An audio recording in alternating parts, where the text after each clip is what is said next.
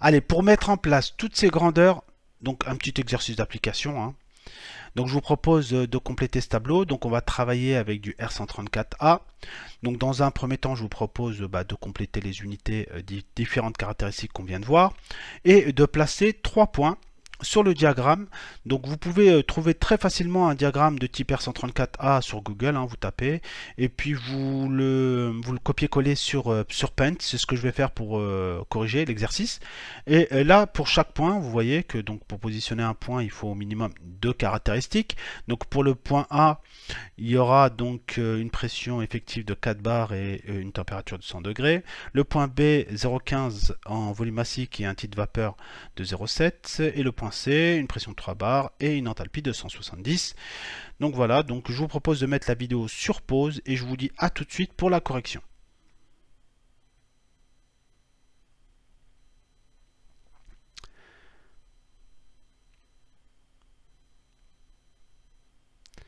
Me revoilà. Donc je pense que vous avez bien avancé dans la réflexion et on est parti pour la correction. Donc tout d'abord au niveau des unités, on va mettre un petit S, ça mange pas de pain. Donc au niveau de la pression, on est d'accord qu'on est sur des barres. Donc pression absolue c'est en barres, pression effective c'est des barres. Donc vous voyez, vous rappelez que pour passer de effectif à absolu, on faisait plus 1. Donc pression absolue c'est égal à pression effective plus pression atmosphérique. Au niveau de la température, donc on est sur des degrés Celsius au niveau de notre diagramme. Donc on est ensuite au niveau de l'enthalpie, on est sur des kilojoules, c'est monsieur joule, donc on va mettre une majuscule s'il vous plaît, par kilogramme.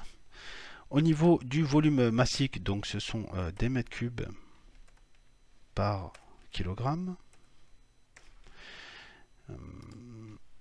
Hop. Au niveau du titre vapeur, donc on est sur un pourcentage. Au niveau de l'entropie, on est sur des kilojoules, kilogrammes, degrés Kelvin. Et l'état du fluide, donc on va mettre L pour vapeur, pour liquide, excusez-moi, V pour vapeur, ou bien L plus V en fonction de là où ça se trouve au niveau de notre diagramme. Donc allez, on est parti. Donc on est en pression effective sur 4 bars. Déjà, on va remplacer ça tout de suite par de la pression absolue. Donc on va être sur 5 bars. Donc là, les deux points pour placer sur le diagramme, on va avoir 5 bars et 100 degrés. Allez, on se rappelle de 5 bars, 100 degrés. Donc là, je vais sur Paint. Donc là, j'ai déjà téléchargé, vous voyez, un diagramme au R134A. Et donc on est à 5 bars et 5 degrés. Alors moi ce que je fais pour pouvoir positionner un point, je trace directement les ISO. Donc quand c'est de la pression, je trace une isobar. Et quand c'est une température, je trace une isotherme. Alors je vais prendre un trait ici. Et donc on était à 5 bars absolus. Et je sais que mon point se trouvera sur cette isobar. Voilà. Donc ça sera pour la pression. Et pour nos 100 degrés, vous vous rappelez, 100 degrés. Donc ici, je vais commencer par exemple par au niveau de la zone vapeur. Donc 100 degrés, c'est ici. Hein. Et on est parti. Donc là, je trace. Hop, hop, hop. Et hop. Donc je peux continuer. Et bon, 100 degrés, ça correspond à la température critique. Hein. Voilà. Et donc la jonction entre les deux points. Donc ici, je vais zoomer. Voilà. Et donc on est ici. Donc la solution est ici. Donc là, je vais entourer mon point avec un petit rond. Hop. Et voilà. Donc voilà la solution. Donc vous voyez, pour le premier point, c'est assez simple. Donc maintenant, on peut relever les différentes caractéristiques de notre fluide. Donc on va passer sur une autre couleur, donc en vert par exemple. Et là, je vais tracer donc une droite verticale. Et je vais pouvoir donc lire directement mon enthalpie en projetant sur l'axe des X. Et donc là, on est sur une enthalpie qui est comprise entre 480 et 500. Et donc on peut dire 490, hein. Donc ça c'est de la valeur, c'est de la lecture graphique, hein. Donc il y a une marge d'erreur, il n'y a aucun souci, hein. Après au niveau du volume massique, je reviens sur mon dessin. Donc volume massique, donc c'est les courbes vertes ici. Donc là je vais suivre comme ça, parallèlement à toutes les courbes vertes qui sont ici, hein, vous voyez. Et là je suis donc je vais zoomer un petit peu. Hop. Et donc là, vous voyez qu'on est entre 0,07 et 0,06. Donc on va mettre la moitié. Voilà. 0,065 mètres cubes par kilogramme. Au niveau du titre, là c'est une question qui est un petit peu délicate, mais pour ceux qui ont suivi, normalement, il n'y a aucun souci. Alors, pour rappel, dans cette zone ici, on est en vapeur. Donc le titre ici, alors je vais dessiner plutôt en... Je vais écrire en rouge ou donc ici dans cette zone là, dans toute cette zone, le titre vapeur est égal à X, c'est égal à combien? Là on est en vapeur, donc on est à 100%, donc X égale 1. À l'intérieur ici, bon bah ça dépend du titre, et par contre ici, X égale, dans la zone de liquide, le titre est égal à 0. Donc là, le point ici, le point A, d'accord? Donc ça c'est notre point A. Il est 100% vapeur, donc il a un titre de 100%. Voilà. Et au niveau donc de l'entropie, il nous reste l'entropie. Ah oui, l'état du fluide, on peut dire, donc c'est de la vapeur. Hein. On va mettre V. Et il nous reste donc l'entropie. D'accord? Donc l'entropie, c'est assez simple. Donc on va zoomer par là. Voilà. Donc là, on voit bien que, bon, j'ai dessiné un peu dessus, mais on est entre 2 et 1,95. Donc là, on va couper la en deux. Hein.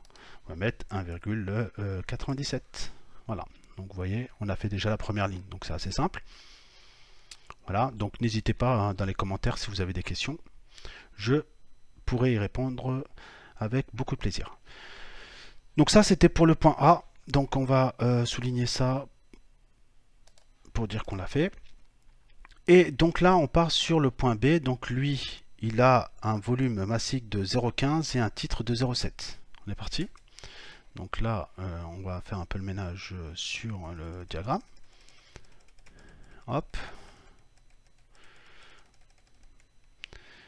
Et donc, on relie les valeurs. Donc 0,15 en volume massique. Donc je vais tracer l'isocore. L'ISO donc du volume massique, c'est l'isocore 0,15. Donc 0,15, c'est ici. Donc je vais la faire en vert pour rester raccord avec déjà ce que me propose le logiciel. Pardon. Donc je vais plutôt tracer avec un trait. Hop. Donc voilà. Hop. Hop. Donc ça, c'est l'isocore 0,15. Hein. Donc on le voit bien ici, mais on le voit ici aussi, là.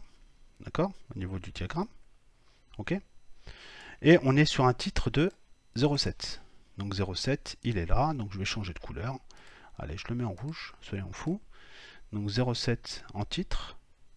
Je trace ici mon ISO titre, cette fois-ci. C'est pas l'isocore. Et le point de jonction entre les deux se trouve bien sûr ici.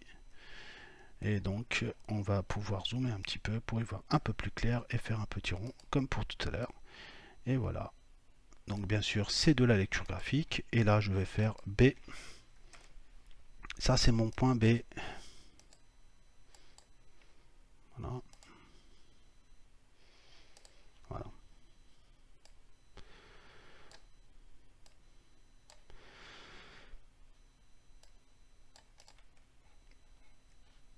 Donc, mon point P se trouve à la jonction des deux ISO. Donc, maintenant, je peux récupérer les autres caractéristiques. Donc, on est parti sur l'isobar, déjà. Donc là, je trace une ligne horizontale et je lis à peu près 0,9 en pression absolue. Et la pression effective, donc là, je suis à moins 0,1 puisque je fais, pour avoir la pression effective, je fais moins 1. OK ? Donc ça, c'est pour la pression. Au niveau de l'enthalpie, donc je vais zoomer un petit peu. Donc l'enthalpie, vous vous rappelez, c'est une projection sur l'axe des abscisses.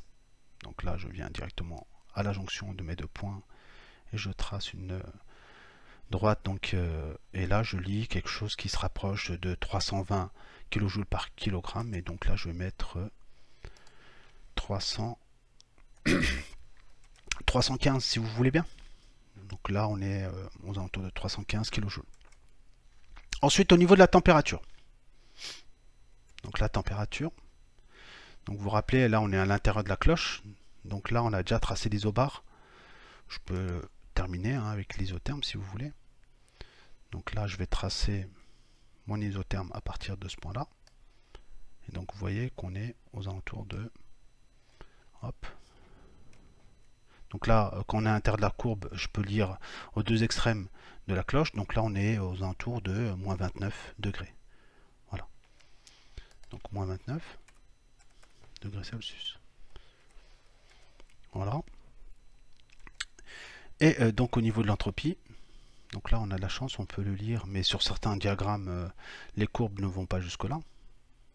Donc là, au niveau de l'entropie, on voit bien que le point se trouve entre 1,40 et 1,60. Donc là, ça ferait, ça va de 5 en 5 visiblement. Donc là, ça serait 1,45 ici, 1,50, 1,55 et 1,60.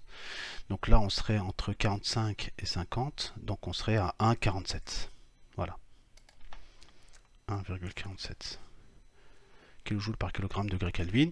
Et l'état du fluide, donc le point B, il se trouve à l'intérieur de la cloche. Donc du coup, on est sur un mélange liquide plus vapeur à 70% de vapeur et donc 30% de liquide.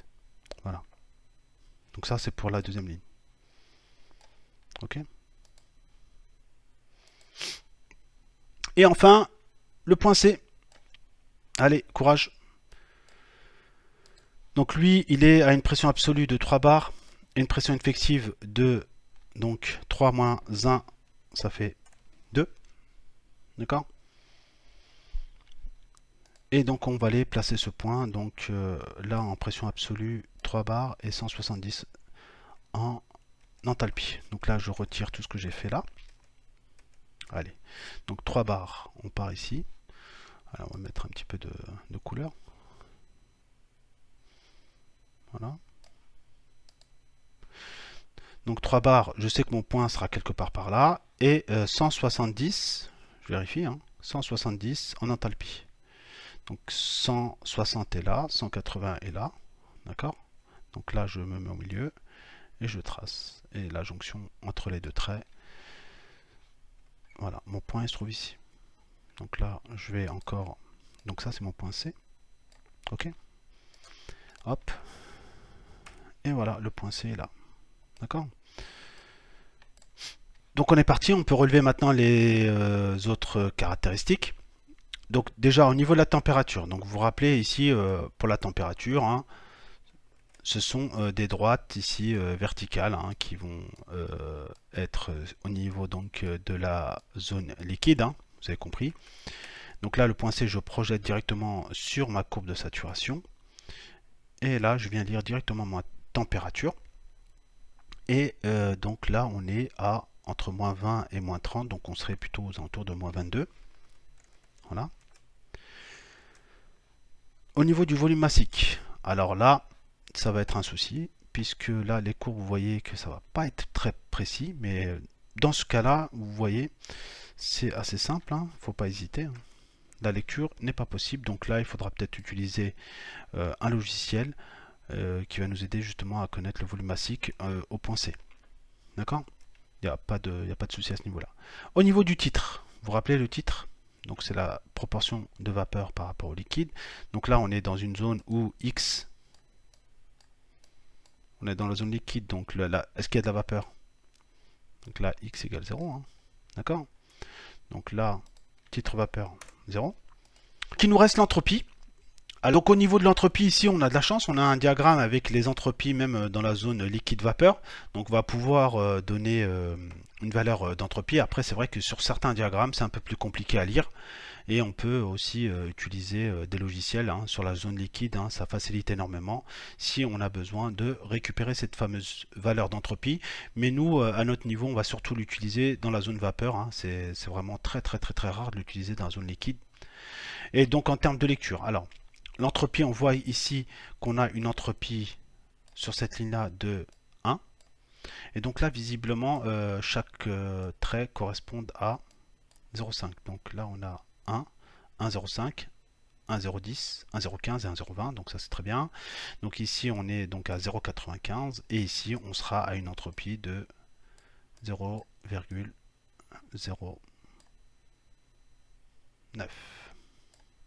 Voilà. Ok, donc là on sera à une entropie de 0,9.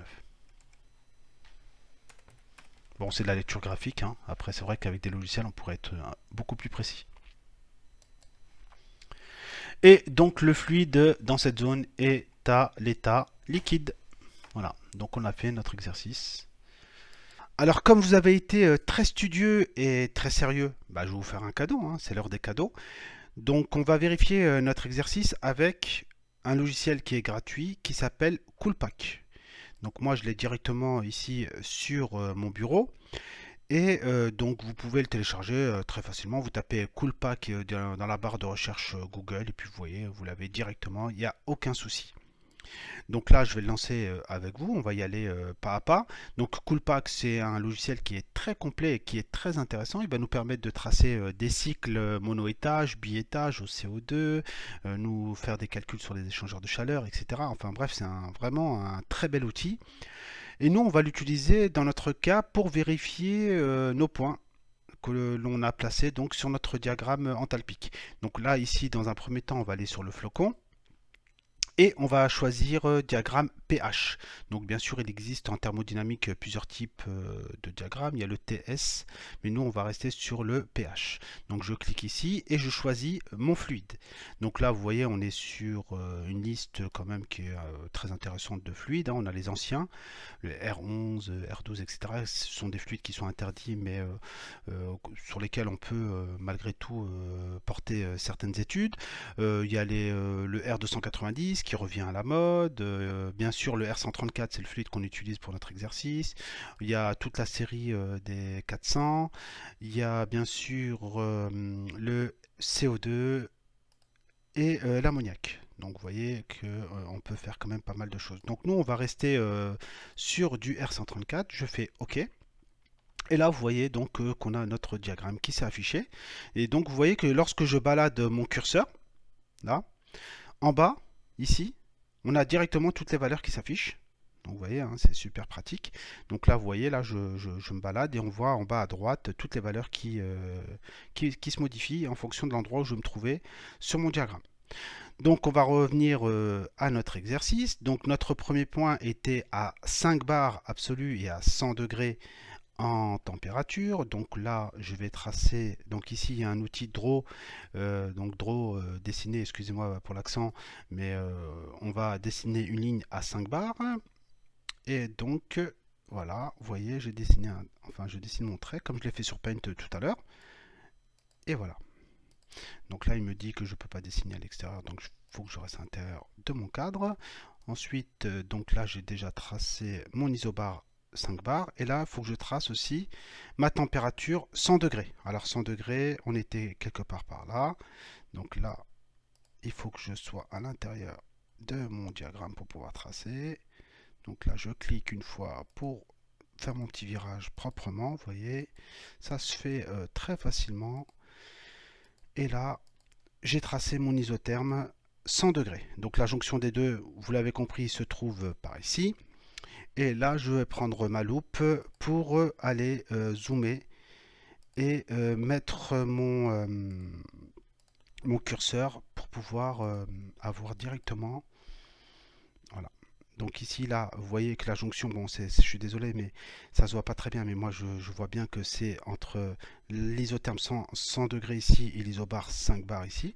Donc, je vais me mettre là. Et là, donc, je vois en bas que nous avons donc une température de 100 degrés, une pression de 5 bars, donc avec quelques chiffres après la virgule, mais ça c'est pas très important. Voilà, une enthalpie de 490. Or nous on avait trouvé combien? 490, vous voyez, hein, on est là. 490, donc on était bon.